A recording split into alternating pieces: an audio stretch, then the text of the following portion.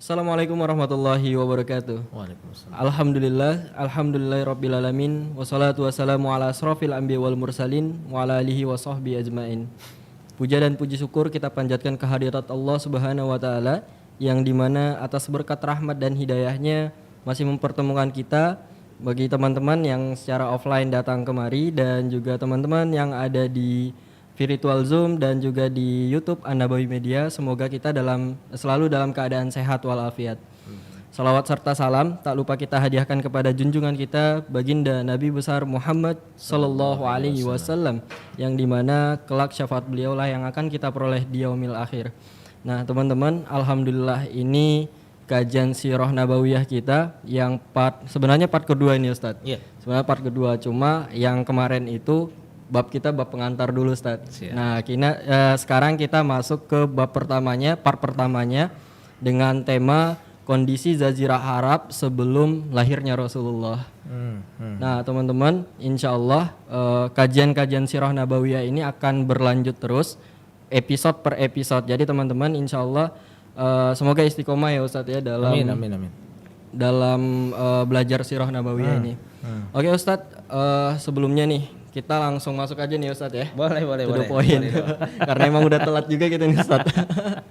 Oke, sebelumnya Ustadz, sebelum kita belajar jauh tentang kondisi Jazirah Arab sebelum lahirnya Rasulullah, kita pengen tahu nih Ustadz, apa sih itu Jazirah Arab dan kenapa dinamakan dengan Jazirah Arab gitu? Iya. Jazirah Arab Bang Ridho ya. Iya. Jazirah itu artinya pulau Bang Ridho. Jazirah itu pulau. Iya. Jadi jazirah itu artinya pulau. Jadi kenapa disebut pulau kalau kita bayangin ya Bang Ridho ya, peta Jazirah Arab ya. Jadi ya, itu padahal nggak seperti pulau. Iya. Jadi ya, Jazirah Arab itu Arabnya sendiri itu atau semenanjung Arab atau bukan semenanjung, daratan Arabnya itu nanti nempel kan dengan Afrika. Nempel juga dengan Asia di sana. Jadi ya.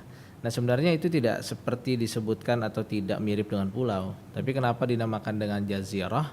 Itu dikarenakan daratan Arab tadi itu di sebelah mananya ya, barat ya.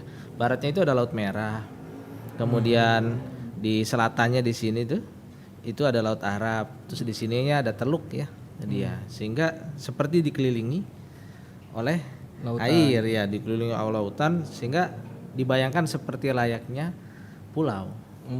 Tapi kok nanti Barido pasti nanya, pulau gimana saat kan cuma situnya doang kan, di sini bisa naik. Iya benar itu. Nah, ternyata Bang Ridho, kalau Bang Ridho lihat peta itu di atasnya itu, di utaranya itu daratannya itu dipenuhi oleh padang pasir.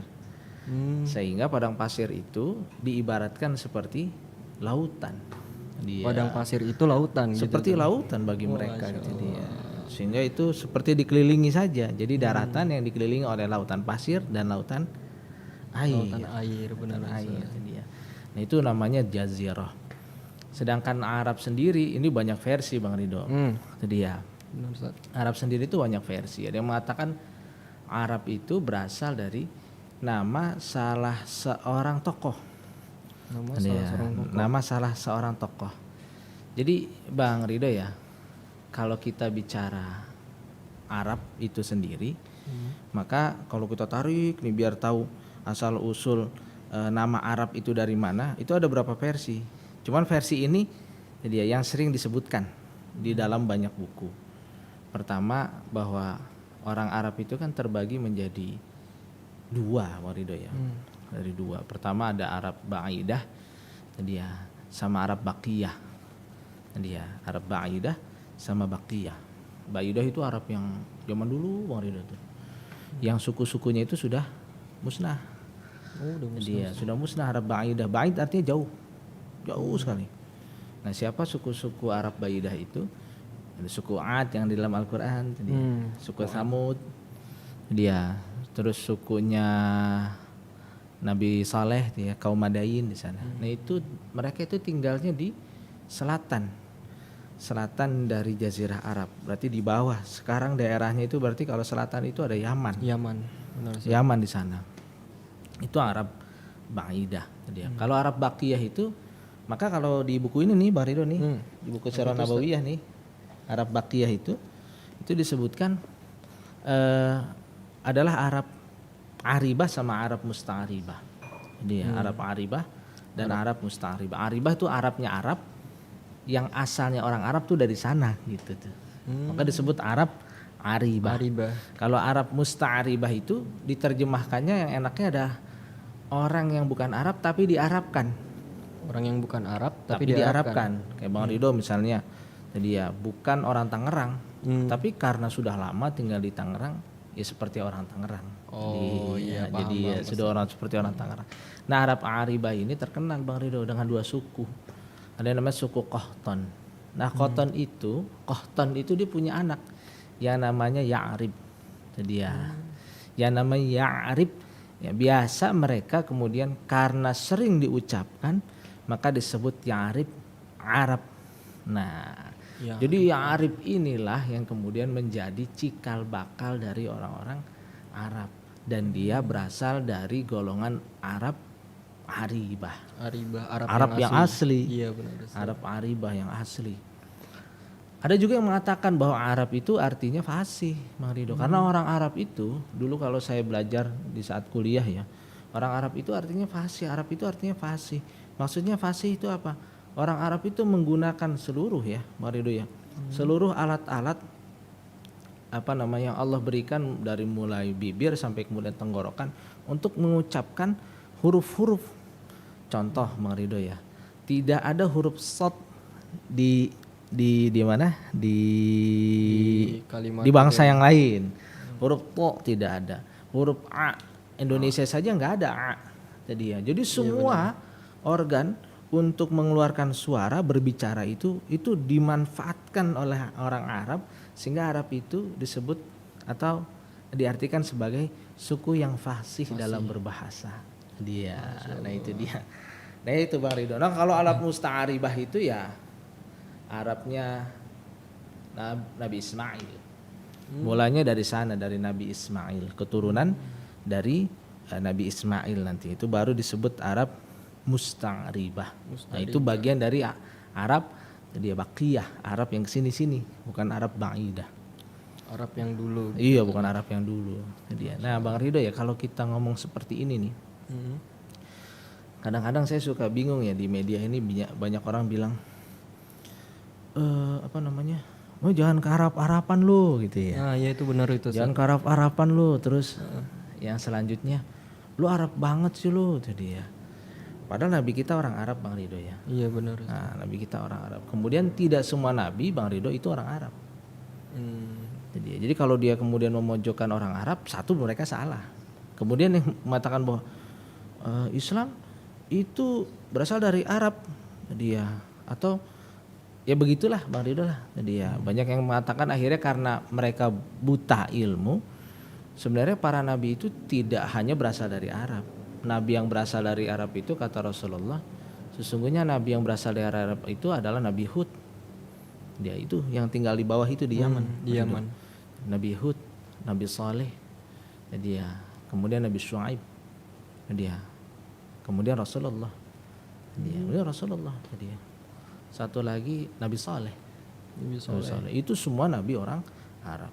Sedangkan nanti Nabi Ibrahim, Nabi Ismail, dia kemudian Nabi Musa, itu bukan orang Arab Bang Ridho. Nah, itu bukan orang Arab. Artinya apa?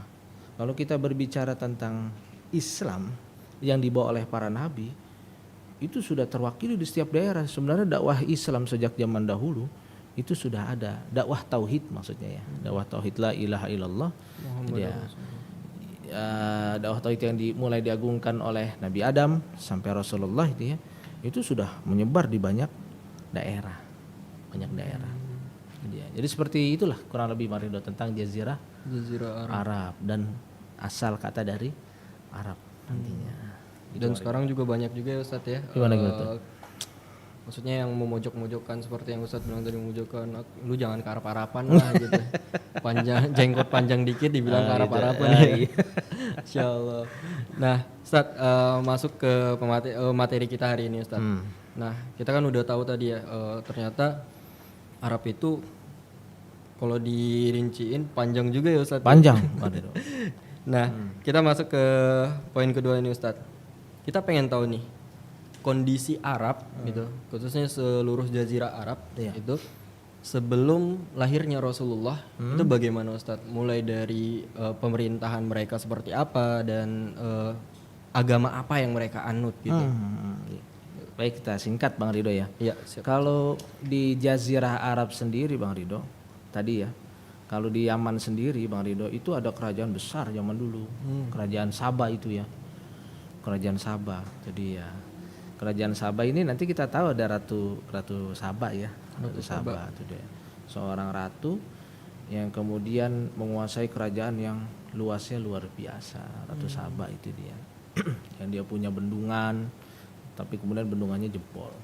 Nah, Ratu Sabah itu Bang Ridho, itu agamanya itu menurut para sejarawan, para mu'arikh itu agamanya Nasrani. Iya, agamanya Nasrani. Kalau kita di utara nih Bang Ridho itu ada negeri Syam. Negeri Syam itu negeri penuh penolakan. Dulunya itu jadi pusatnya agama Yahudi. Palestina. Nah, kalau kita bicara Syam nih Bang Ridho hari ini itu Palestina. Kemudian apa lagi? Setelah Palestina ada Lebanon. Kemudian yang ketiga ada Jordania. Dia. Satu lagi ada Suriah. Nah, ibu kotanya itu Suriah, Damaskus zaman dulu. Damaskus itu jadi ibu kotanya Syam zaman dahulu. Nah, itu agamanya, penduduknya itu mayoritas agamanya adalah Yahudi. Sampai kemudian orang Romawi itu datang, kemudian mengusir orang-orang Yahudi, sehingga orang Yahudi itu menyebar Bang Ridho. Menyebarnya kemana? Menyebarnya itu ke barat sini nih. Kalau kita bayangin peta Arab begini, dia menyebar ke Hijaz di sini. Makanya orang-orang Yahudi itu banyak yang menyebar ke Yasrib. Yang hari ini namanya dirubah oleh Rasulullah menjadi Madinah. Maka orang-orang Yasrib, orang-orang Yahudi itu di situ satu sebabnya karena diusir. Kemudian yang kedua karena memang dia dapat kabar dari para ulamanya bahwa besok akan ada nabi yang turun di sini. Seperti itu. Jadi seperti itu Bang Ridho. Nah, kalau kita geser ke sebelah sana petanya Bang Ridho itu ada lagi kerajaan-kerajaan yang lain. Ya di situ ya dikuasai oleh orang-orang Persia Bang Ridho. Persia. Tapi Bang Ridho menariknya ya. Di bawah itu Nasrani, di atasnya itu Yahudi Nasrani, di sampingnya itu Persia Bang Ridho. Itu dikabarkan di dalam sejarah itu tidak ada yang bisa menembus kerasnya kehidupan di Hijaz. Hijaz itu daerahnya Rasulullah di Mekah.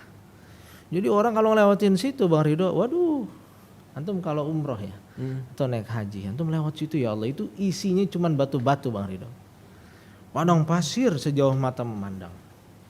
Zaman dahulu itu dia para arkeolog itu mengatakan bahwa kalau hari ini kan rame nih Bang Ridho ya, rame nubuah begini loh. Sekarang Arab sudah mulai hijau. Nah, itu bagian dari nubuah Rasulullah bahwa besok menjelang kiamat itu Arab itu akan berubah menjadi hijau. Padahal sebelumnya Bang Ridho ya, itu benar nubuah. Jadi itu benar nubuah. Tapi sebelumnya orang-orang Arab itu memang mereka banyaknya dari Baduy. Dan Baduy itu rata-rata nomaden. Nomaden itu mereka hidupnya berpindah-pindah. Ketika mereka berpindah-pindah, maka mereka membawa hewan gembalaannya. Gembalaan orang Arab itu dua, domba sama unta. Ya, domba dan unta. Nah, mereka mencari padang-padang rumput yang baru terkena hujan, mereka makan di sana. Saat kering, padang pasirnya jadi kering, bukan tanah keringnya jadi kering tuh ya. Tinggal tidak hujan, pindah lagi mereka.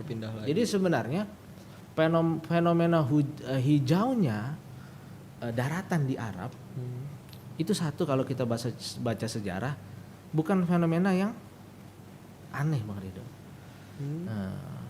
Maka kita tunggu yang dimaksud dengan hijaunya daratan Arab di yaumil akhir itu seperti apa, itu kita masih belum tahu. Hijaunya seperti hijau apa, kita masih belum tahu di sana Bang Ridho. Nah, itu artinya banyak kerajaan-kerajaan dulu Bang Ridho. Nah, di tempat Rasulullah sendiri Bang Ridho ya, itu tidak ada yang namanya kerajaan. Di Mekah. Iya, di Mekah, di Hijaz, daerah Hijaz waktu itu ya. Mekah, Madinah itu ya, Mekah lah. Itu tidak ada yang namanya raja. Orang yang kemudian memiliki jabatan di sana, dia itu mereka berkuasa secara kolektif. Paham nggak Bang Ridho? Gimana coba terangin? Jadi kolektif gini ya. Aneh, antum, teman-teman yang ada di kui kajian itu ya mereka semuanya adalah yang menentukan kondisi Mekah. Jadi mereka kolektif menentukan kebijakan di Mekah seperti apa. Tidak ada rajanya Bang Ridho. Tapi kalau ke Yaman ada raja. Jadi ya kalau kita ke atas ke Syam ada raja. Ada raja Kita ke semua. sana ada raja lagi. Ada Raja Hirah. Raja Hirah itu dikuasai oleh Persia. Jadi kaki tangannya Persia segala macam. Tapi di Arab sendiri nggak ada kecuali mereka memimpin Mekah. Mekah maksudnya ya, itu secara kolektif. Tokohnya itu nggak mau dinamakan raja. Tokohnya tidak mau dinamakan raja. Iya. Mereka cukup bangga dengan kesukuan mereka. Jadi nggak ada tuh raja Mekah nggak ada. Sehingga unik sekali di sana itu, unik. Maka disebutkan saya nggak bawa bukunya ya, nggak bawa bukunya di sini. Cuman adalah di Sirah Mubarakfuri ini, Syekh Mubarakfuri ini dikabarkan tentang kebaikan akhlak dari orang-orang Arab. Mereka setia, mereka kemudian membela orang yang dizolimi. Di samping banyak lagi keburukan yang lain, tapi mereka punya karakter-karakter asasi yang tidak bisa kemudian ditandingi oleh bangsa yang lain. Jadi keramahan mereka segala macam. Kalau mereka sudah menyatakan saya setia, ya saya setia. Saya setia seperti itu Bang Ridho. Nah itu kondisi secara geopolitik Bang Ridho ya. Kerajaan-kerajaannya ya. Sedangkan kondisi, nah ini menarik Bang Ridho nih. Sedangkan kondisi agama-agama yang ada di Jazirah Arab tadi saya sudah sampaikan sedikit ya. Iya benar. Saya sudah sampaikan sedikit tadi. Cuman saya ingin review agak ke depan dulu Bang Ridho. Dulu kita kalau membaca surat, enaknya baca sirah nih Bang Ridho, baca sirah. Saat kita membaca satu surat, maka kita akan mengaitkannya. Contohnya surat Al-Fil. Kalau kita bicara surat Al-Fil, maka kita ingat peristiwa apa Bang Ridho? Perang gajah. Perang gajah. Perang gajah itu yang dipimpin oleh Abraha. Abraha itu Bang Ridho, itu agamanya Nasrani. Abraha itu menaklukkan penguasa Sabah yang agamanya Yahudi. Daerahnya Yaman itu. Iya di Yaman itu. Jadi ceritanya Bang Ridho tuh ya. Jadi Yaman di bawah itu di Sabah itu dulu itu dikuasai oleh orang Yahudi. Nah ada seorang yang saleh yang kemudian mendakwahkan agamanya Nabi Isa. Hanif, agama yang lurus. Orang itu berasal dari daerah Najran. Najran itu dekat lah di Yaman juga, dekat juga di sana. Nah raja ini marah. Raja namanya Zunuwas. Raja ini marah ya. Marah raja ini. Karena apa? Karena dakwah beliau orang-orang banyak yang akhirnya masuk memeluk agamanya Nabi Isa. Yang Hanif ya, bukan yang melenceng. Agama yang lurus, Nabi Isa yang lurus. Nah kisah itu Bang Ridho itu tergambar di surat Al-Buruj. Ada Ashabul Ukhdud. Akhirnya Raja Zunuwas itu membuat parit. Akhirnya orang itu suruh nyemplung, bakar satu-satu kan di sana. Wah, di situ. Akhirnya berita itu terdengar karena hampir seluruh penduduk Najran itu Bang Ridho itu dibakar hidup-hidup. Karena mempertahankan keimanan mereka terhadap Allah Subhanahu wa taala. Maka hal ini terdengar oleh Raja Romawi. Maka Raja Romawi itu melakukan serangan balik. Nah Raja Romawi itu akhirnya mendompleng bersama Abraha. Abraha itu dari daerah Afrika Bang Ridho. Akhirnya Abraha menaklukkan Zunuwas. Nah, akhirnya Yahudi dihapus oleh Nasrani.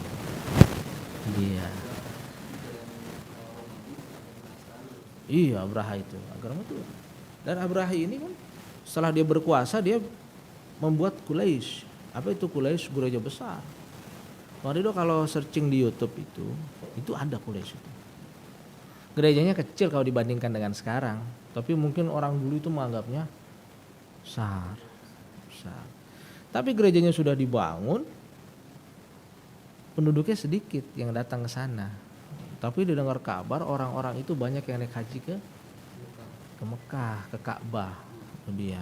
Ka'bah yang ngaco ya, Ka'bah yang ngaco, bukan Ka'bah yang setelah Rasulullah hapus. Dia budaya-budaya jahiliyahnya dia. Akhirnya diserang oleh Abraha, ya kita tahu sendiri pada akhirnya seperti apa nantinya Abraha kondisinya. Nah, jadi itu Bang Ridho tuh. Kalau kita baca Al-Quran disanding dengan sirah, wah asik tuh. Akhirnya kita kebayang tuh, oh saat turunnya ayat ini itu menceritakan tentang ini, menceritakan tentang ini. Jadi, nah, Bang Ridho ya, kembali lagi. Sekarang agamanya orang Arab itu dulu apa gitu ya? Nah, agama orang Arab yang pertama nih Bang Ridho ya. Ini menjawab dan memberikan, mudah-mudahan memberikan peluru nih buat teman-teman nih yang ada di sini nih ya. Ketika ada orang yang bertanya nih ya teman-teman ya. Ketika ada orang-orang yang bertanya tentang dia sebenarnya orang Islam itu menyembah berhala berupa Ka'bah dia. Jadi orang Islam sebenarnya nggak ada beda dengan kita. Orang Islam cuman bentuknya berhalanya ya kotak saja segala macam tuh dia. Nah ini menjawab nih Bang Ridho ya. Ini menjawab nih Bang Ridho ya. Jadi gini Bang Ridho, agama orang Arab itu dia itu satu adalah Islam. Islam yang dibawa oleh Nabi Adam, Idris, Nuh, Hud, Saleh, Ibrahim. Nabi Ibrahim itu dari Ur, dari Irak. Dia Nabi Ibrahim istrinya dua, Siti Saroh dan Hajar. Siti Hajar kemudian melahirkan Ismail. Siti Sarohnya kemudian cemburu, silakan jauhkan dia Hajar dan anaknya. Karena Nabi Ibrahim membawa atas petunjuk dari Allah membawa Ismail dan kemudian membawa Siti Hajar ke lembah yang tidak berpenghuni. Dia.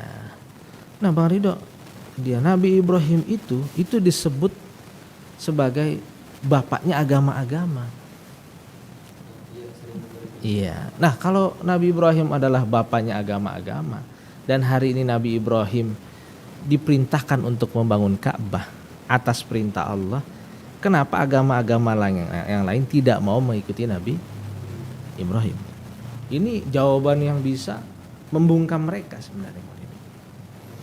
Jadi kalau ada yang nanya, oh, orang Islam, nanti dulu. Jadi ente ngakuin nggak Nabi Ibrahim sebagai nabi? Jadi aneh ngakuin ya. Nabi Ibrahim itu diperintahkan untuk membangun Ka'bah atas perintah Tuhan. Kalau yang ngomong itu dari teman kita yang beragama lain, kita cukup bilang Nabi Ibrahim itu lebih dahulu dibandingkan Nabi ente, dibandingkan Tuhan ente. Harusnya dia duluan yang menjadi Tuhan kalau mau gitu ya. Iya. Tapi nggak bisa tuh dia. Nggak bisa jadi. Jadi Tuhan itu baru ada kemudian. Nah, baru ada kemudian setelah ini berlalu ribuan tahun lamanya. Jadi Nabi Ibrahim itu membangun Ka'bah Bang Ridho tuh, bangun Ka'bah. Bangun Ka'bah bersama Nabi Ismail. Jadi maka Nabi Ibrahim diperintahkan untuk memanggil orang-orang untuk bisa berhaji ke Makkah. Jadi dalam Al-Quran surat Al-Hajj itu ada. Allah meminta Nabi Ibrahim untuk naik ke bukit, jadi ke dataran lebih tinggi dan memanggil seluruh manusia. Dan pada saat itu manusia hatinya dan telinganya itu mendengar panggilan itu, walaupun ada di pelosok jauh di Indonesia. Sehingga orang tuh semuanya tergerak hatinya untuk beramai-ramai datang ke Mekah sampai hari ini. Nah, Nabi Ibrahim balik lagi dong ke istrinya yang pertama Siti Saroh. Di sana Nabi Ibrahim tinggal. Nah, Nabi Ibrahim ini, Nabi Ismail kan tinggal sama ibunya. Di sana sudah ada air Zam-Zam. Nah, Bang Ridho nih, dari Yaman itu orang kalau pengen dagang itu ke Syam. Iya, ke utara naik ke atas. Lewat sini kejauhan. Lewat Laut Merah. Laut Merah itu ombaknya luar biasa. Maka mereka lewat pinggir. Biasanya mereka itu nggak lewat Mekah karena tahu nggak ada orang. Tapi suatu hari dia melihat ada burung di sana muter-muter. Kalau ada burung berarti ada air. Maka mereka ke sana. Mereka akhirnya tinggal lama di sana. Nah, siapa yang datang ke sana itu? Mereka adalah Bani Jurhum dari Yaman. Suku Jurhum dari Yaman di sana. Dia. Nah, Nabi Ismail menikah. Dia dengan istri pertama diminta untuk bercerai. Saat Nabi Ibrahim datang menanyakan mana anakku, dia dan bagaimana kondisi rumahmu, Nabi Ismail tidak ada, sedang berburu. Kata istrinya, ngeluh tentang ekonomi. Jadi keluhan tentang ekonomi itu Bang Ridho itu sudah ada di zaman Sudah ada dari dulu. dari dulu zaman zaman para nabi Ismail dan istrinya yang pertama saya begitu. Jadi Bang Rohim nggak perlu pusing-pusing, yang begitu sudah ada Bang Rohim itu dia. Masalah keluhan-keluhan ekonomi itu dia. Nah bagusnya Nabi Ibrahim, masya Allah, ini petunjuk nih ya buat antum soalnya masih pada bujang di sini ya. Ya Maria tadi ya. Tadi ya. Dia. Jadi kata Nabi Ibrahim, sampaikan kepada Nabi Ismail, ganti pintu rumahmu. Nabi Ismail datang berburu, paham pesan dari abinya. Akhirnya diceraikan. Oh, maksudnya gitu. Iya Bang Ridho, saya tuh ketemu hadis Bang Ridho. Ya udah kalau dibacakan ngeri deh pokoknya, kata Rasulullah. Hati-hati dengan istri yang membuat cepat beruban rambutmu. Langsung raka dicatat tuh ya. Dicatat tuh ya. Ya salah satu yang menyebabkan rambut ubanan itu karena tuntutan ekonomi itu dia. Jadi bagus nih dipasang nih kriteria nih Bang Rohim, Bang Wilhan nih, Amar nih, Raka nih ya, termasuk Bang Ridho nih ya. Cari istri yang kalau bahasa kitanya yang nerimo, yang penting halal. Masya Allah. Tadi baru tuh Nabi Ismail menikah lagi dengan salah satu tokoh dari anak kepala suku Jurhum. Nah, dari sana Nabi Ibrahim datang lagi, nggak ketemu dengan Nabi Ismail. Akhirnya Nabi Ibrahim tes lagi. Ini tugas mertua tuh. Besok kalau antum jadi mertua nikahnya belum udah ngomong mertua. Masih panjang Ustaz. Masih panjang. Iya sih panjang. Ya Allah, ilmu dulu nih. Akhirnya kata istrinya yang ini, alhamdulillah aku bersyukur. Bla bla bla segala macam kata Nabi Ibrahim. Bilang kepada anakku, kuatkan pintu rumah ini. Masya Allah.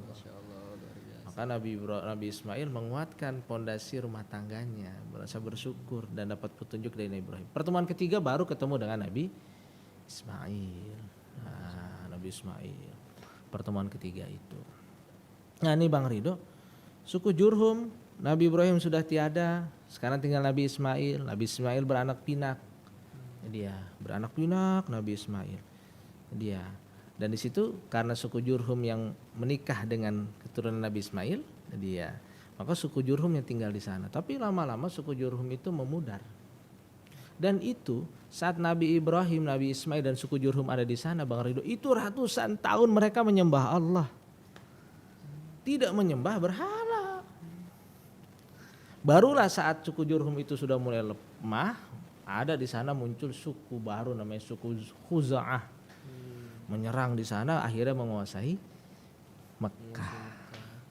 Tokohnya namanya Amr bin Luhai, yang kata Rasulullah, aku melihat Amr bin Luhai itu ususnya terburai. Ada lagi yang mengatakan lidahnya ya, syarat-syarat lidahnya, masya Allah. Itu dia. Karena apa? Karena Amr bin Luhai inilah yang kemudian merubah agama yang ditetapkan oleh Nabi Ibrahim, Nabi Ismail dan suku Jurhum. Dirubah semuanya. Amr bin Luhai itu dia main ke Syam.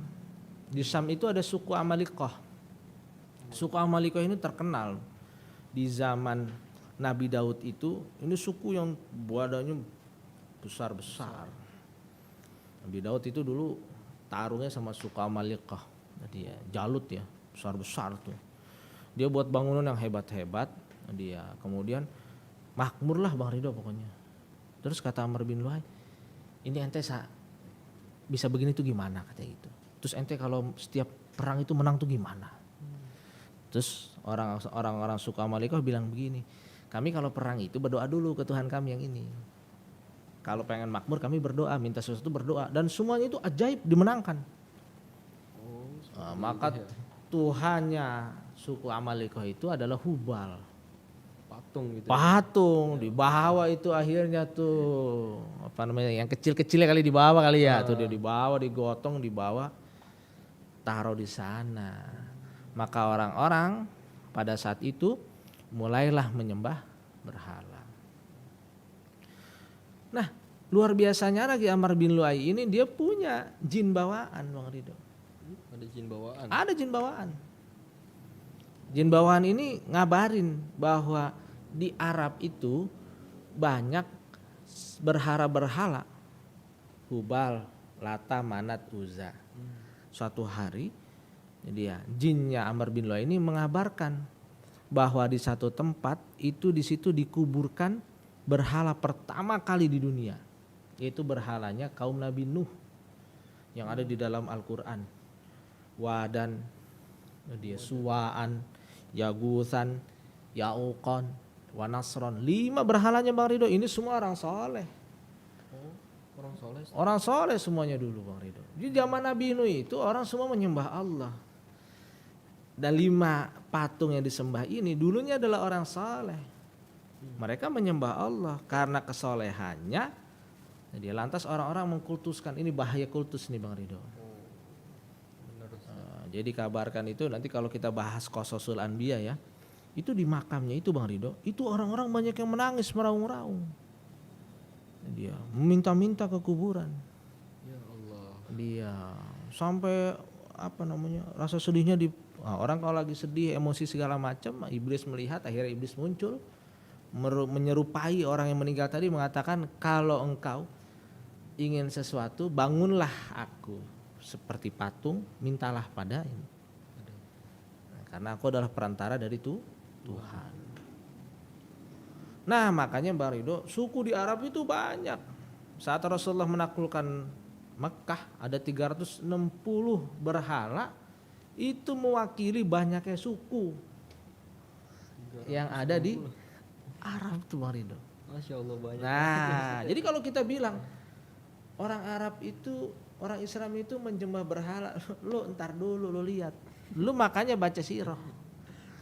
Jadi kasih aja Bang Ridho tuh, nih sirahnya nih kasih aja ke dia. Kasih pinjam dulu. Iya kasih pinjam dulu gitu ya, jangan dikasih ya. Jadi pinjam dibalikin kasih lagi. pinjam, ya, pinjam bayarin gitu ya. Iya, pinjam balikin lagi gitu. Jadi gitu Bang Ridho. Dari sini kita akhirnya jelas bahwa agamanya orang Arab zaman dahulu, khususnya di Mekah Bang Ridho ya, tempat Rasulullah pertama kali lahir, apa ya agamanya?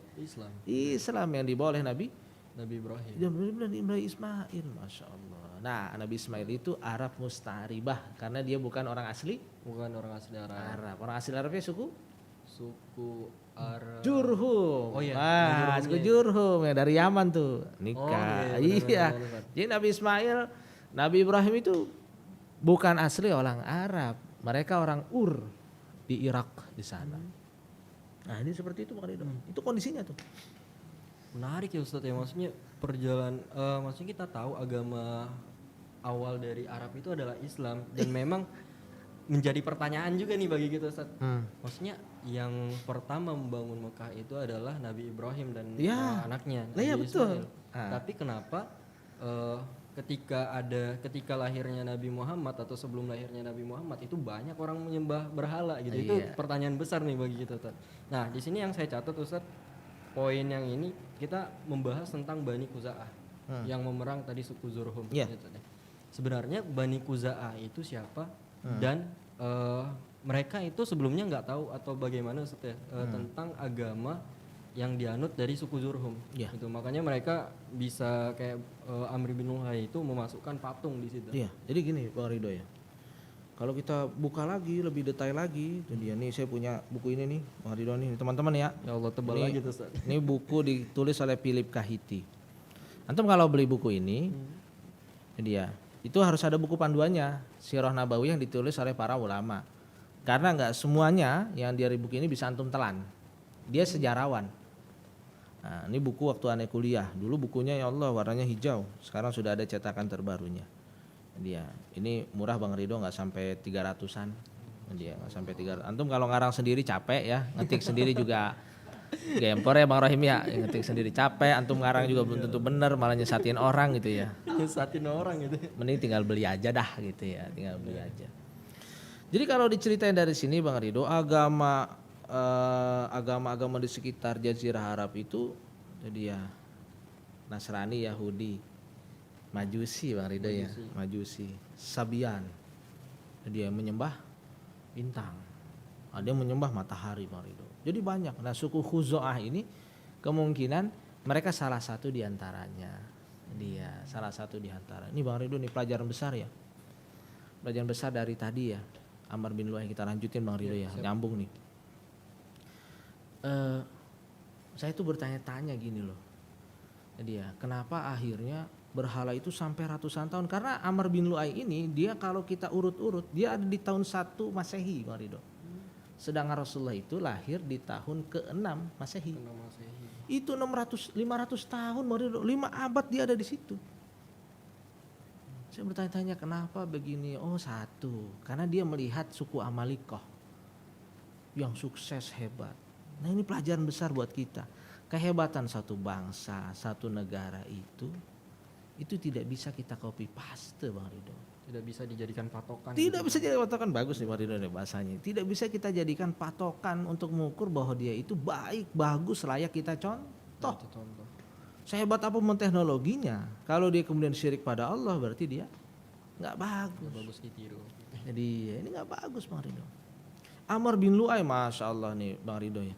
Dia tokoh hebat, setiap dia perang menang segala macam, mengangkat suku Khuzo'ah. Sehebat apapun orang, nggak bisa kita ambil copy paste Bang Ridho. Kalau kemudian dia syirik pada Allah, nggak bisa kita copy paste. Ini pelajaran. 600 tahun berhala itu ada di sana karena ada apa Bang Ridho? Yang ketiga nih kalau saya pikir-pikir ya, dia dikarenakan ada pembiaran Bang Ridho. Ada kemaksiatan yang berlaku di sana dibiarkan oleh orang-orang. Dikarenakan apa? Dikarenakan power Amr bin Lu'ay itu luar biasa.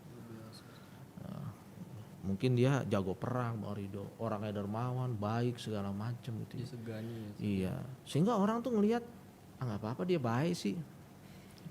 Dia rajin sedekah, nggak apa-apa dia kayak begitu. Akhirnya kita tertarik ingat. Segala yang dia pasarkan, yang diajarkan akhirnya diterima, ditelan mentah, dibiarkan. Maka akhirnya berlalu. Makanya tidak boleh seperti itu. Jadi makanya ukuran kebenaran itu Al-Quran dan hadis. Nah, ini pelajaran besar buat kita nih Bang Ridho, masya Allah. Dari Amr bin Lu'ay ini Bang Ridho akhirnya semuanya dirubah Bang Ridho. Contoh Bang Ridho, haji sudah ada dari zaman Nabi Ibrahim sama Nabi Ismail. Dirubah sama Amr bin Lu'ay. Tadinya Nabi Ibrahim mengajarkan kalimat talbiyah, labaik Allahumma labaik, labaik syarika laka labaik. Jadi dirubah oleh dia. Labaik Allahumma labaik, labaik syarika laka labaik illa katanya.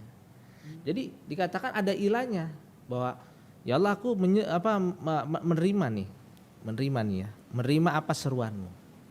Dia dan tidak ada nih kesyirikan. Dia kecuali kata Amr bin Lu'ay, kecuali kesyirikan itu ditunjuk oleh Tuhan melalui patung-patung ini. Jadi ada tambahannya panjang dan itu ada di Sahih Muslim.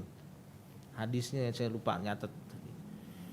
Sehingga mereka rubah itu Bang Ridho. Ada tambahan patung-patungnya patung-patungnya. Sehingga patung-patungnya itu akhirnya menjadi pensupport. Dianggap bahwa Allah tetap Tuhan tapi patung-patungnya yaitu sebagai wasilah saja. Amr bin Lu'ay Bang Ridho, dari zaman dulu Nabi Ibrahim sudah mengajarkan kurban. Kurban itu untuk Allah. Tata caranya begini. Amr bin Lu'ay buat aturan yang beda. Ada hewan-hewan yang tidak boleh disembelih. Di dalam Al-Quran dikabarkan. Ada hewan syaibah, ada bahirah, ada wasilah, ada satu lagi ada ham. Apa itu bahirah dan syaibah? Jadi ya, bahirah dan syaibah ini anaknya bahirah. Bahirah itu adalah unta betina. Syaibah ini anaknya. Anaknya ini nanti punya anak 10 betina semuanya. Kalau sudah seperti itu dia tidak boleh disembelih, tidak boleh diambil apapun dari sana susunya. Ada wasilah domba. Yang domba itu nanti lahir sekian sekian anak yang kemudian betina. Jadi ya, kemudian ada apa lagi? Ada ham. Nah, itu ngaco lagi akhirnya. Belum lagi di dalam Al-Quran tadi ya. Orang-orang ketika naik haji di zaman Amr bin Lu'ay itu kalau dia bukan asli penduduk Mekah, orang situ, orang luar, dia harus memakai tanda. Kalau dia tidak pakai tanda, maka dia diminta untuk telanjang. Dan itu berlaku sampai zaman Rasulullah. Telanjang Ustaz ya. Jadi mereka naik haji itu tawaf itu telanjang mereka. Ya Allah. Dan syiar-syiar Allah yang sudah dibangun oleh Nabi Ibrahim itu dirubah. Ini Bang Ridho, Masya Allah. Makanya kalau kebobrokan itu didiamkan begini akhirnya. Di Safa wal Marwah, Inna Safa wal Marwata min sya'airillah. Kalau kita sya'i Bang Ridho, itu ada Bukit Safa dan Marwah. Nah, Bukit Safa dan Marwah dirubah tuh sama orang-orang Bani Khuzo'ah. Jadi dulu ada perempuan sama laki-laki namanya Lailah dan Isaf. Mereka nyari tempat maksiat nggak ketemu Bang Ridho. Akhirnya mereka maksiat di dalam Ka'bah. Dalam Ka'bah Ustaz. Ya. Antum jangan bayangkan satu kisah itu, satu kisah seperti ini, itu jangan dibayangkan sekarang nggak mungkin saat ada orang maksiat di dalam Ka'bah. Jangan bayangkan itu. Bahwa sekarang banyak masjid, banyak tempat-tempat suci dijadikan tempat Maksiat, benar Ustaz. Benar Bang. Jadi kondisinya jangan ditabrakan, nggak mungkin. Nah itu gambaran. Akhirnya Lailah dan Isaf tadi, mereka kemudian berzinah di dalam Ka'bah. Allah kemudian azab mereka jadi batu. Diketemukanlah oleh orang-orang Bani Khuzo'ah. Dibilang ini mukjizat dari Allah. Ya Allah. Jadi ya, luar biasa ini mukjizat. Akhirnya Isaf dan Lailah itu ditaruh di Marwah dan di Safa. Kalau ada orang naik haji zaman dulu, sebelum Rasulullah kemudian menghapus dan mengembalikan lagi ke syariatnya Nabi Ibrahim zaman dulu, itu mereka kalau sa'i ke Safa dan Marwah mereka sentuh. Isaf mereka sentuh. Mereka menghormati ini ya Ustaz ya. Nah ini banyak Bang Ridho, kalau kita lagi debat sama teman sama orang-orang yang benci dengan Islam, mereka mengatakan kenapa orang Islam itu sa'i dari Safa dan Marwah, dikarenakan dahulu itu ada berhalanya itu memuja mereka yang kemudian berzina. Lu baca dulu kisahnya bahwa Safa dan Marwah itu adalah bentuk syiar Allah yang sudah ditunjukkan oleh Nabi Ibrahim. Baca sebelumnya, jangan kemudian saat suku Khuzo'ah yang menguasai, mereka sudah merubah semuanya. Benar. Iya, maka Rasulullah hadir untuk mengembalikan itu. Nah akhirnya kita jelas nih Bang Ridho, gambaran kita jelas. Oh iya nih. Nah gitu. Jadi kalau kita belajar sirah akhirnya kita nangkep semuanya. Mereka mau kick kita, itu dia. Kita jangan ngeles. Kita balikin sama kita. Dia itu gitu Bang Rohim ya. Jadi lo jual, gue beli. Gitu ya. Lo nggak jual, gue ngontrak Bang Rohim. Kontrak. Jadi gitu, Masya Allah tuh Bang Ridho. Aduh Masya Allah. Jadi kalau kita, inilah urgensinya kita belajar Arab sebelum Islam. Benar Ustaz. Sebenarnya contohnya itu nggak cocok Arab sebelum Islam. Jadi Arab sebelum diturunkan Rasulullah, karena Islam sudah ada dari zaman dahulu. Jadi ini saya lagi ngumpulin duit nih. Ada buku nih ya, nih Historical of Arab. Jadi ada buku yang ditulis oleh ulama Muslim. Tulisannya sama, Sejarah Arab. Bukunya ada 9 jilid Bang Ridho. Ya Allah 9 jilid. 9 jilid. Sekarang diterjemahkan baru 5. Jadi antum kalau pengen belajar Arab dia zaman dahulu sebelum Rasulullah diturunkan itu ada 9 jilid. Dia itu antum langsung gape lah kalau baca itu. Langsung jago. Ya mari silakan lah. Masya Allah, ini luar biasa nih Ustaz. Jadi kita ambil hikmah nih Ustaz dari suku iya. tadi ya. Termasuk dari Amr bin Luhai. Iya. Jangan dijadikan patokan orang-orang yang terlihat lebih sukses gitu Ustaz. Cakep. Jangan dijadikan orang-orang yang terlihat lebih mewah, lebih tinggi daripada kita. Lebih baik kita jadikan patokan itu adalah orang-orang yang benar-benar menegakkan syariat Allah gitu. Iya. Masya Allah luar biasa ini. Kita mendapatkan hikmah banget nih. Oh iya dong. Sebenarnya dari Alhamdulillah tuh. Makanya sirah tuh begini asiknya tuh ya. Kita dapat hikmahnya, kita dapat ilmunya. Iya. Masya Allah luar biasa. Keempat nih Bang Ridho, hikmah selanjutnya kalau sudah dikuasai itu daerah sama orang yang ahli maksiat, dirubah semuanya jadi ahli maksiat juga. Iya benar Ustaz. Syariat semua dirubah. Yang tadinya baik, jadi yang tadinya buruk dianggap baik karena ada apa? Karena ada pendiaman. Makanya di sana kita butuh orang yang berani mengatakan ini hak, ini batil. biar orang-orang itu apa namanya nggak salah saat menilai anak-anak dan cucu kita ya, kalau kata Gus Baha ya, jangan sampai anak-anak dan cucu kita itu menganggap perbuatan menjual diri itu adalah perbuatan yang biasa saja, padahal perbuatan menjual diri itu harus diberikan nama yang sejijik-jijiknya gitu kan ya. Nah gitu, dibolak-balik akhirnya semuanya. Dia dibolak-balik akhirnya semuanya. Nah ini khuzu'ah gitu. Aduh, masya Allah. Dan sekarang juga banyak ya Ustadz ya kejadian-kejadian yang ya bisa dikatakan mentolerin Maksiatan. iya kemaksiatan. Udah nggak apa-apa lah, dia orangnya baik gitu. Oh, Lebih iya. menilai personalnya jadi. Iya nggak bisa. Nggak bisa seperti Jadi itu. nggak bisa seperti itu ya. Ini ada di Amr bin Lu'ay segala macam. Nah Bang Ridho, tuh ada lagi pertanyaan Bang Ridho. Nanti saya mau lanjutkan nih dari khuzu'ah nih. Oke, kita tahan dulu Ustaz. Dari teman-teman yang ada di live YouTube Anabawi Media dan juga di live Zoom, silakan jika ada pertanyaan dikirim pertanyaannya, nanti kita akan bacakan dan insya Allah akan Ustaz jawab ya Ustaz ya. Siap. Atau nanti dari teman-teman yang hadir di studio juga jika ada yang ingin bertanya silahkan. Nanti kita akan tampung pertanyaannya dulu. Oke Ustaz, dilanjut dulu. Bang Ridho nih. Suku Khuza'ah. Nah akhirnya kita tahu bahwa paganisme menyembah patung itu dia itu tidak ada sejak zaman Nabi Ibrahim, tidak ada. Jadi Bang Ridho, tadi saya sudah bahas bahwa di sekeliling Hijaz, sekeliling Mekah itu banyak agama. Tapi saya ingin ngutip dari hadis lah Bang Ridho. Kita punya sahabat, Rasulullah punya sahabat yang namanya Salman Al-Farisi. Salman dari Persia. Persia berarti Iran dan Irak sekarang tuh Bang Ridho. Iran dan Irak itu Persia zaman dulu. Sukunya suku Sasanid dulu lah, kalau kita baca sejarah itu Sasanid di sana. Ya, ini Bang Ridho ya, Salman itu orang Persia kata Rasulullah. Orang yang masuk Islam dari bukan Arab itu Bilal kata Rasul. Kemudian Salman, satu lagi Habib Ar-Rumi, Habib dari Romawi. Mereka masuk Islam dia. Jadi orang Islam itu nggak dari Arab aja, dari banyak Bang Ridho, itu contohnya. Nah Salman Al-Farisi ini menarik Bang Ridho. Bapaknya itu Palurah lah contohnya. Palurah. Iya, bapaknya Palurah. Nah bapaknya ini tokoh masyarakat. Zaman dulu karena orang Persia itu menyembah api, kalau api suci di rumahnya mati, dia harus ngambil api dari tempat yang lain. Dia disuruhlah Salman. Di kisah yang lain ada yang beda lagi kisahnya, bahwa Salman itu diminta piket suruh jaga api suci di biara. Nah, Salman akhirnya jalan, ketemulah orang yang sedang berdoa. Dia dengerin puji-pujiannya, doanya mantep banget nih. Kayak ini lebih bagus dari agama bapaknya nih.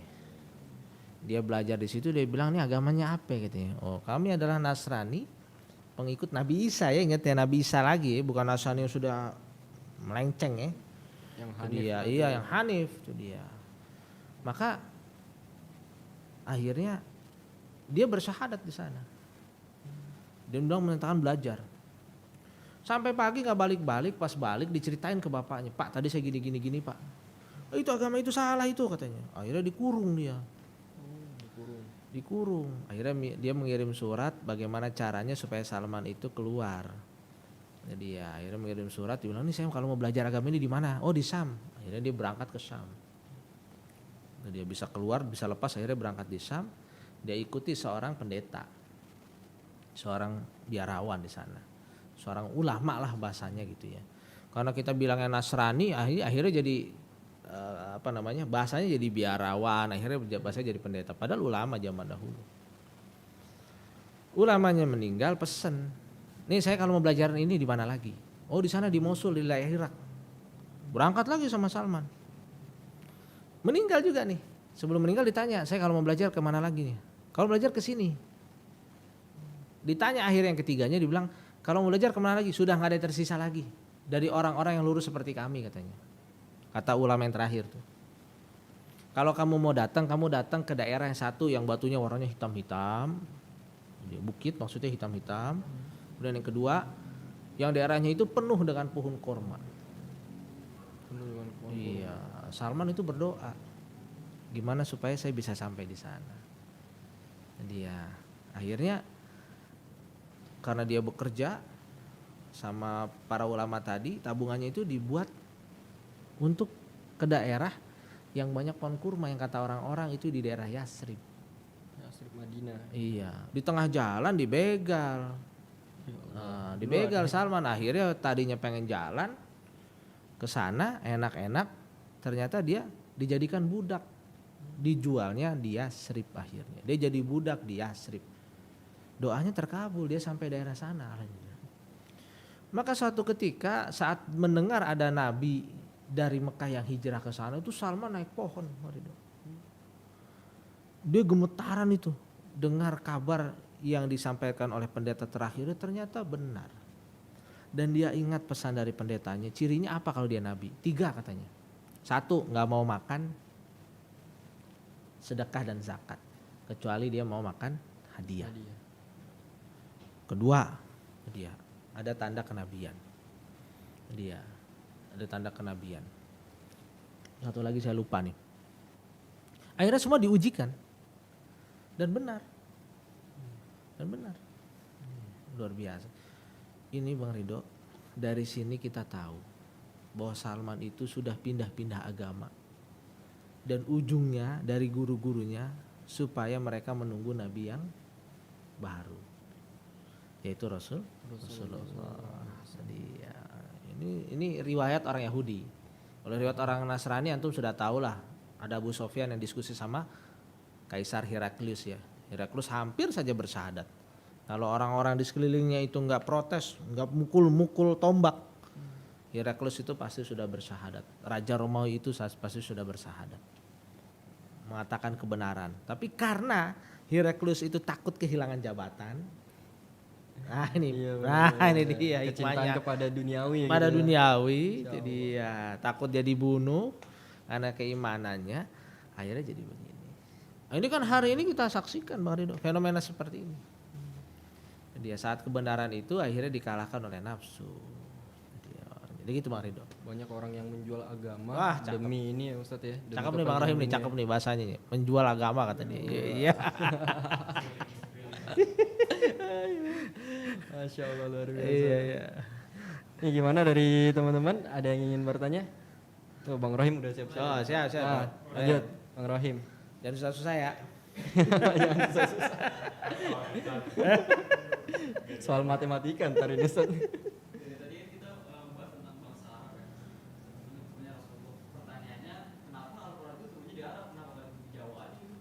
Bagus.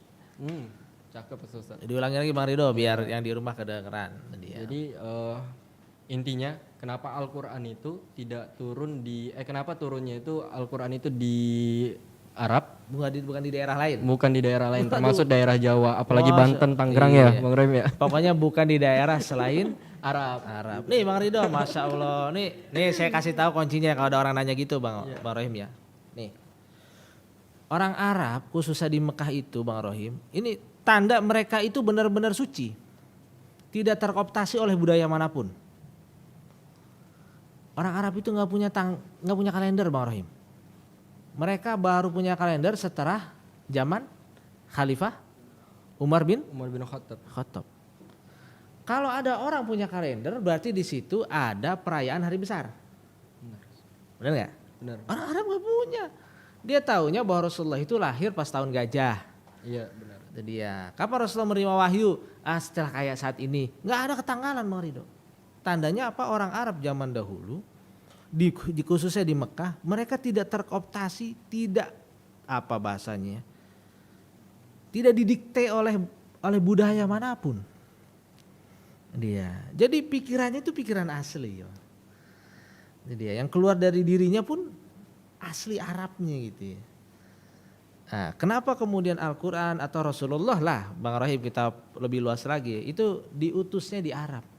Salah satunya itu karena keaslian mereka. Bayangkan kalau Rasulullah, ini antum boleh baca yang di rumah juga, Sirah Nabawiyah yang ditulis oleh Syekh Ramadan Al-Buti itu sudah menggali dan mengkaji serta menganalisis.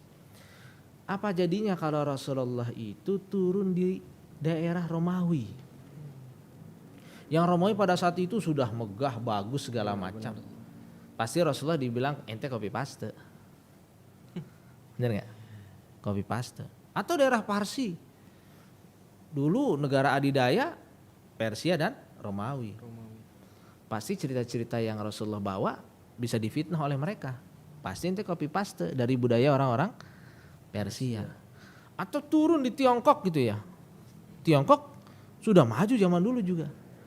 Pasti disangka Rasulullah copy paste dari sana. Ternyata Rasulullah subhanallah diturunkan di bangsa yang mereka tidak mengenal tulis menulis. Budaya mereka menghafal. Di dalam surat Al-Jumu'ah ayat kedua, walladzi ba'atsa fil ummi, bahwa Allah mengutus Rasul dari kalangan bangsa yang ummi. Jadi Bang Rohim yang bisa baca tulis itu di zaman dulu, yang terpelajar itu salah satunya pamannya Siti Khadijah yang namanya Waraqah bin Naufal. Dia itu jago baca dan tulis. Itu udah profesornya itu di situ dulu. Udah profesornya. Profesornya, yang lainnya itu budaya menghafal. Jadi ya, budaya menghafal. Jadi makanya benar-benar ini otentik kalau bahasa kita, asli. Otentik. Asli. Kenapa tidak diturunkan di sini ya? Itu salah satu rahasia yang digali oleh Syekh Ramadan Al-Buti. Terkait dengan yang lainnya dari sisi bahasa, Bang Rahim. Dia bahasa Arab itu masya Allah itu sudah tidak ada padanannya. Kalau antum belajar bahasa Arab, ya Allah itu udah paling canggih dah.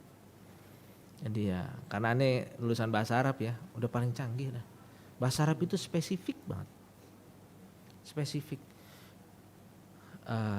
Kalau orang Indonesia ngomongin alat untuk memotong buah apa? Pisau. Orang Arab itu nama pisau itu bisa sampai 10.000. Jadi ada kamus khusus pisau. Pisau yang bengkok namanya apa? Yang bengkoknya 45 derajat namanya apa? Yang panjangnya segini itu ada 10.000. Yang bisa menyamai pisau tadi itu cuma nama-nama onta. Onta baru 3 hari namanya apa, 4 hari namanya apa, bule dikit warnanya apa. Banyak ya Ustaz ya. Karena apa?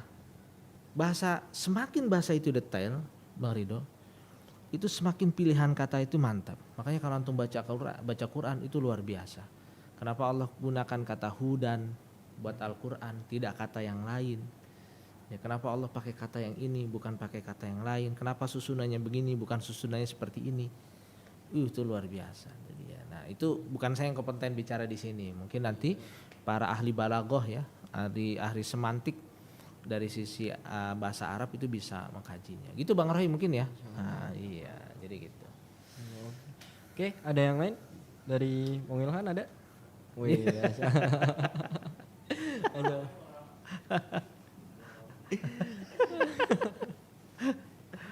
Oke Ustaz, ini ada yang menarik ya Ustaz. Kita kembali ke masa di mana orang-orang di Mekah itu menyembah berhala. Ya. Nah, ada yang menarik Ustaz ketika saya baca sirah, ada beberapa orang yang tidak mau, bangsa Mekah itu khususnya tidak mau menyembah berhala gitu, termasuk kakeknya Nabi sendiri gitu. Nah, itu bagaimana Ustaz? Apakah ajaran Nabi Ibrahim walaupun memang sudah dihapuskan ketika itu oleh Amr bin Luhai, tapi masih tetap ada gitu? Menarik nih Bang Ridho nih. Jadi ada 4 orang memang ya. Jadi ya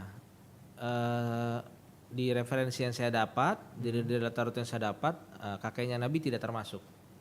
Dia yang termasuk itu 4 orang tadi kata Bang Ridho ya. 1 pamannya Siti Khadijah yang namanya Waraqah bin Naufal. Bukan pamannya, sepupunya Siti Khadijah. Jadi ya, karena bapaknya Waraqah bin Naufal itu saudaraan sama bapaknya Siti Khadijah. Tapi beda usianya 40 tahun.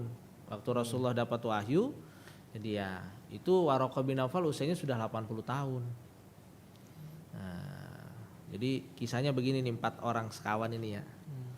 Jadi orang-orang kafir Quraisy itu punya pesta suatu ketika. Pesta untuk merayakan pesta keagamaan lah. Mereka merayakannya di situ ramai. Terus yang berempat ini nggak ikut Bang Ridho. Mereka itu bilang, oke kita diam-diam aja ya. Sekarang kita keluar dari Mekah, kita cari agama yang benar mana. Waraqah bin Nawfal akhirnya mencari agama dan dia menemukan agama Nasrani yang Hanif. Nasrani yang Hanif. Waraqah bin Nawfal itu bisa bahasa Ibrani, bisa bahasa Armanik ya namanya dulu gitu ya. Sehingga dia tahu tuh literatur seperti Tauratnya Nabi Musa, Injilnya Nabi Isa, itu tahu. Dia. Sehingga saat Siti Khadijah mengabarkan bahwa suami saya gini, apa kata Naufal? Kata Waraqah bin Nawfal. Kata Waraqah bin Nawfal gini Bang Ridho. Ini nih yang saya tunggu-tunggu katanya. Tapi sayang usia saya sudah tua. Kalau dari muda ini saya sudah ketemu kayak begini. Jadi ya, ini saya akan menjadi pembelanya. Karena besok nih kalau sudah mulai suamimu mendakwahkan, dia akan dihadang, diperangi segala macam. Itu Siti Khadijah melaporkan kepada Rasulullah, itu Rasulullah kaget. Dia kaget Rasulullah. Dia. Jadi begitu. Jadi yang namanya kenabian, kewalian, nabi, wali segala macam itu nggak bisa kita cari. Ini nggak bisa kita cari, tapi itu dikarenakan apa? Karena anugerah dari Allah Subhanahu Wa Taala dipilih. Kemudian yang kedua nih, Bang Ridho nih, orang yang kedua adalah Ubaidillah bin Jahsy. Ubaidillah bin Jahsy ini masih saudara dari Rasulullah kalau tidak salah. Dia dari kakek yang mana gitu ya. Ubaidillah bin Jahsy ini menikah dengan Ummu Habibah. Waktu hijrah ke Habasyah, Ubaidillah bin Jahsy ini dia itu hijrah bersama Habibah ke mana, ke Habasyah. Dan Ubaidillah bin Jahsy ini tadinya Nasrani karena dia dapat ilmu dari luar, dia ketemu Rasulullah akhirnya menjadi Islam, dia ke Habasyah mayoritas penduduknya adalah Nasrani. Dia di suatu malam Ummu Habibah itu bermimpi dengan suaminya, wajahnya hancur luar biasa. Karena apa? Karena Ubaidillah bin Jahsy ini dia sudah berubah setelah di Habasyah, jadi rajin mabuk-mabukan. Apa hikmahnya Bang Ridho? Hati-hati milih teman, lingkungan dan teman. Benar-benar. Iya, jadi akhirnya berubah. Besok paginya dia bilang saya mau pindah lagi ke agama saya yang dulu. Maka berita itu sampai pada Rasulullah. Rasulullah meminta seorang sahabatnya untuk meminang Ummu Habibah untuk dijadikan istri. Jadi ya, ini menarik nih. Yang ketiga ada Utsman bin Khuwailid. Dia Utsman bin Khuwailid ini dia nyari keluar, akhirnya dia memang beragama Nasrani. Nasrani ini bukan Nasrani yang lurus. Karena akhirnya dia ikut sama kaisar menjadi apa namanya? Translatornya. Translator bagi bangsa Arab. Dia sudah dapat kekayaan segala macam. Nah, tinggal temannya yang terakhir yang namanya Sa'id bin Zaid. Dia bukan Said bin Zaid, Zaid bin Amr.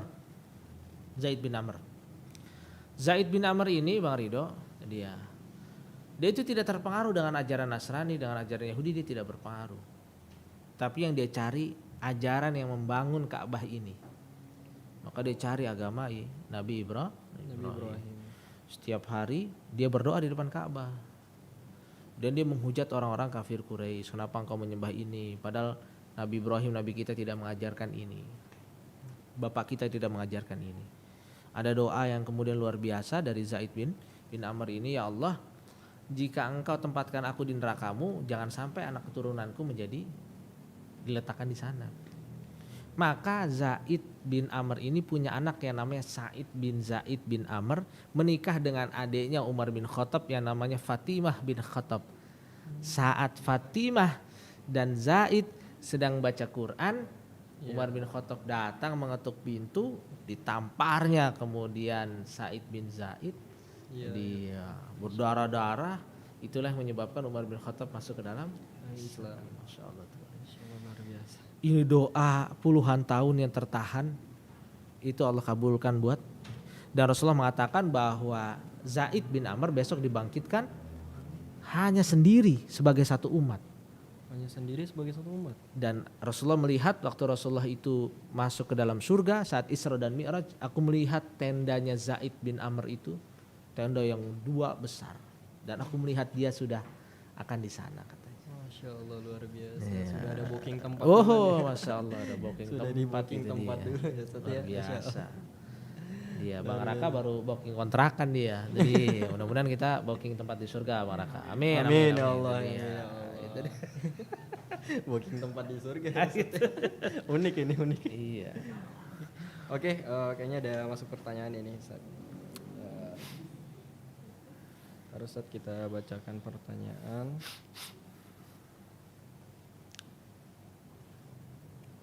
Oke, ini ada pertanyaan dari Aji Moyo, Ustaz. Assalamualaikum, izin bertanya, agama apa saja yang menuntun untuk menyembah Allah setelah Nabi Muhammad lahir? Syukran. Agama apa saja? Yang menuntun untuk menyembah Allah sebelum Nabi Muhammad lahir. Iya, baik. Bagus pertanyaannya ya. Dia. Jadi kita kembali ke hadis yang masyhur bahwa kata Rasulullah Yahudi itu terpecah menjadi 71. Satunya yang lurus. 71 satu yang lurus. Satu yang lurus. Yang lainnya ngaco, Bengkok. jengkok. Orang Nasrani terpecah menjadi 72. Satu yang lurus. Umat Islam terpecah jadi 73, satu yang lurus. Satu yang lurus. Artinya dia Yahudi yang lurus ini bukan berarti kemudian disebut berarti ada Yahudi yang Muslim, bukan. Ini kalau kita bicara Yahudi itu bicara suku. Orang yang memiliki suku Yahudi. Dia suku Yahudi itu tadinya dibawa oleh Nabi Musa. Ada yang kemudian menyembahnya akhirnya menyembah Bakoroh kan ya. Nah, menyembah Bakoroh, ada yang menyembah tuhan-tuhan mereka gitu ya. Yang lurus satu yang dibawa oleh Nabi Musa dan nabi-nabi dari bangsa Bani Israel. Akhirnya jatuh ke Nabi Isa. Nabi Isa kemudian meluruskan lagi dia. Nabi Isa kemudian diangkat ke langit, tercampur akhirnya semuanya. Akhirnya dibawa nih sama Waraqah bin Naufal dia ya. Agama Nasrani yang lurus yang menunggu kedatangan Nabi Muhammad.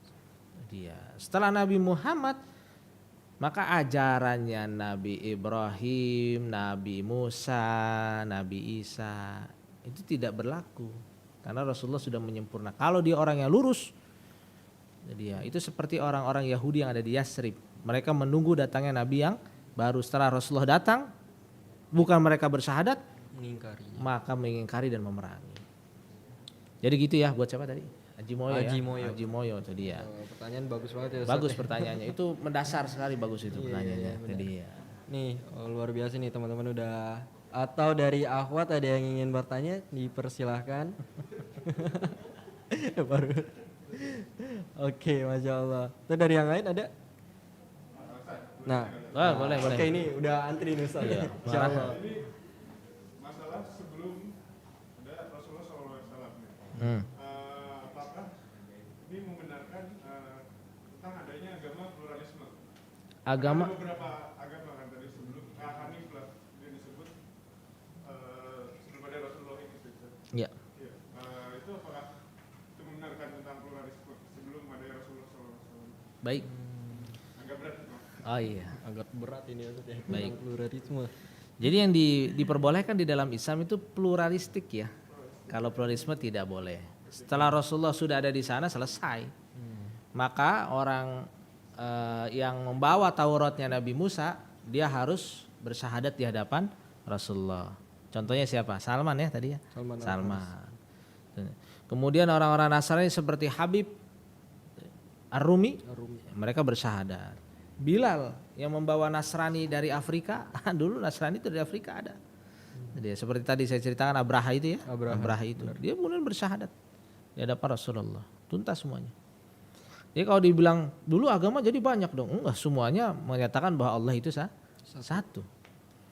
Allah itu satu. Sedangkan syariatnya berbeda-beda.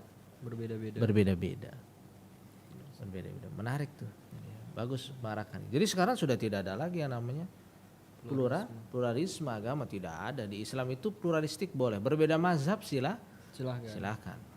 Dia akhwat yang mengatakan bahwa cadar itu wajib silakan. Yang menyatakan sunnah mangga. Yang nggak menyatakan nggak sunnah ya nggak apa-apa gitu ya. Jadi kalau lihat ada akhwat pakai cadar kadang-kadang dibuka kadang enggak, berarti dia menganggapnya itu bagian dari sunnah. Iya. Jadi nggak usah aneh. Antum yang ikhwan juga nggak usah sok-sok banget, biasa aja gitu ya. Jadi ya, iya. Tadi cadar kok dibuka tutup. Ya berarti dia menganggapnya sunnah. Jadi iya sunnah. Kalau kemudian dia nggak dibuka-buka, itu dia di rumah juga nggak dibuka-buka, nggak tahu deh tuh hukum yang mana yang dia pakai gitu ya. Jadi ya, nah gitu. Jadi gitu seperti itu. Jadi biasa saja kita. Kalau dari pluralistik dari berbeda segala macam cara memakai celana yang ikhwan berbeda silakan saja gitu ya. Jadi nah ini asik kita kalau seperti itu. Saya nggak pakar di fikih ya. Jadi ya lebih baik nanti tanyakan kepada Yang para ahlinya gitu dia. Jadi gitu. Oke, luar biasa. Oke, kita lanjut Ustaz. Oke, Bang Wilhan. Oh, Monggo. silakan Bang Wilhan. Insyaallah. Udah nunggu dari tadi Ustaz. Oh iya. Semangat. Sampai kalau di Mekah itu setelah kejadian Nabi Muhammad sebenarnya kan turun tuh kepercayaannya sehingga penduduk itu menjadi penyembah berhala ya. Ya. Sedangkan itu kemarin kita lihat di rumah Sultan juga itu pamannya Nabi Abu Thalib itu diskusi masih memegang teguh ajaran Nabi Ibrahim. Nah, Ya. pada saat itu apakah memang pure semuanya menyembah berhala atau garis keturunannya langsung Nabi Ibrahim itu masih memegang teguh ajaran agama Islam? Baik. Baik ya.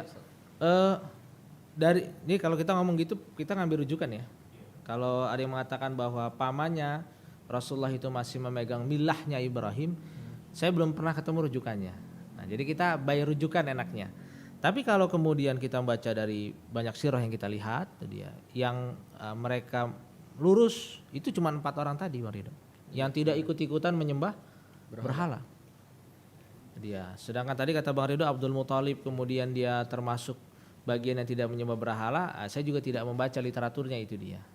Makanya lebih enak kalau kita by literatur nantinya. Dia. Jadi Abu Thalib ya seperti di dalam Al-Qur'an Rasulullah ditegur bahwa yang memberikan hidayah itu bukan kamu. Dia saat Abu Thalib meninggal dunia. Dia. Jadi yang beri hidayah bukan kamu.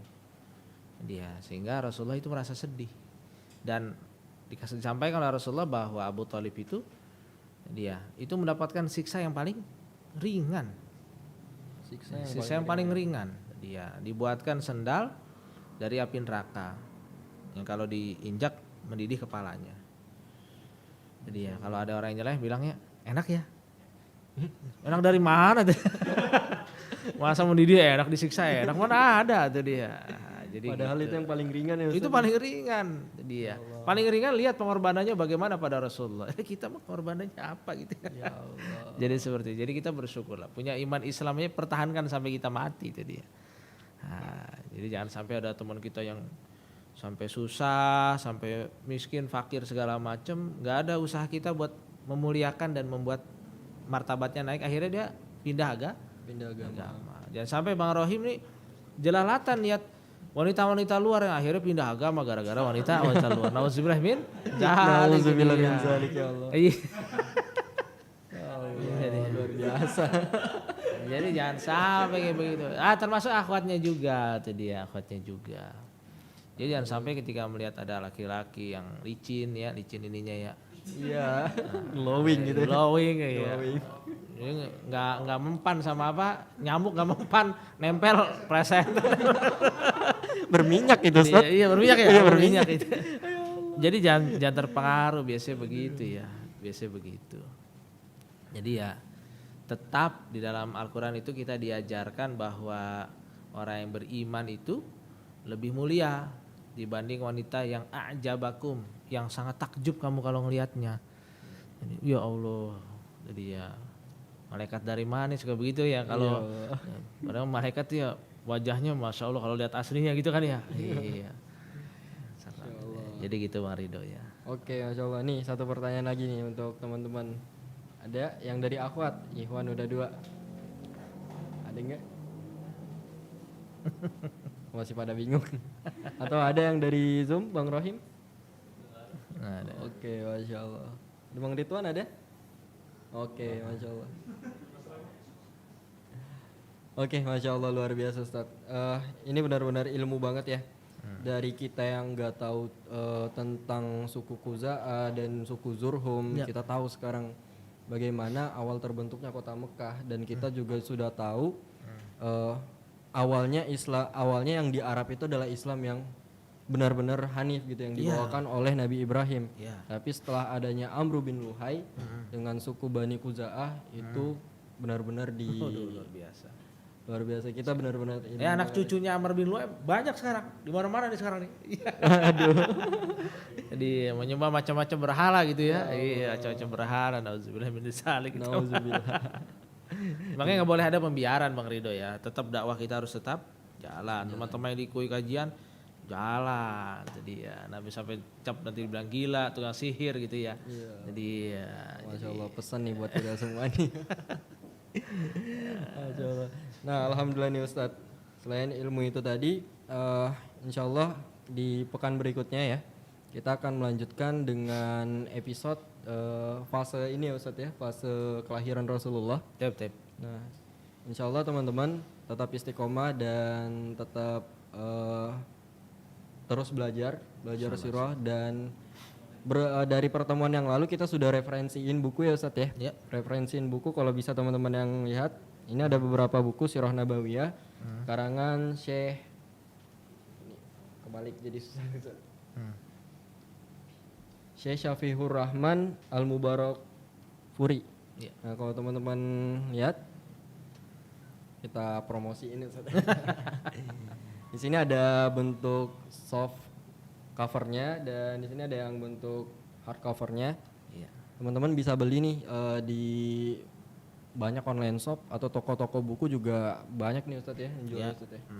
Nah, insya Allah dengan referensi ini Bisa pesan kali ke Kukai bisa dong. Bisa ya. Nanti kita buat, silakan nanti di order di Kui Kajian Mars ya, Bang Wilhan ya. Siap, Masya Allah. Kita promosi nih jadinya. Masya Allah luar biasa. Dan insya Allah semoga teman-teman istiqomah. Dan yang terakhir nih Ustadz, doa dari Ustadz. Baik, teman-teman semua yang di rumah ataupun yang di studio, mari kita berdoa pada Allah Subhanahu wa taala. Innallaha malaikatahu yusholluna 'alan nabi ya ayyuhalladzina amanu shallu 'alaihi wasallimu taslima. Rabbana la tuzigh qulubana ba'da idh hadaitana wa hab lana min ladunka rahmah innaka antal wahhab. Allahumma ighfir lil muslimin wal muslimat wal mu'minina wal mu'minat al ahya'i minhum wal amwat. Allahumma ansur man nasaraddin makhzul man khazara al muslimin. Rabbana atina fid dunya hasanah wa fil akhirati hasanah wa qina adzabannar. Amin amin ya rabbal alamin. Amin amin ya rabbal alamin. Alhamdulillah alamin, kajian sirah part pertama dengan tema kondisi Jazirah Arab sebelum kelahiran Rasulullah telah usai.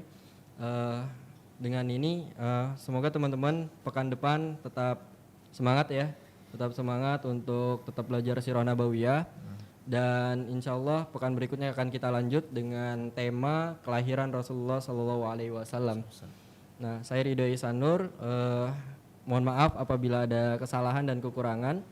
Kita tutup dengan mengucapkan hamdalah, alhamdulillahirabbil dan doa kifaratul majelis. Subhanakallahumma wa bihamdika asyhadu an la ilaha illa anta astaghfiruka wa atubu ilaik. Wassalamualaikum warahmatullahi wabarakatuh. Waalaikumsalam.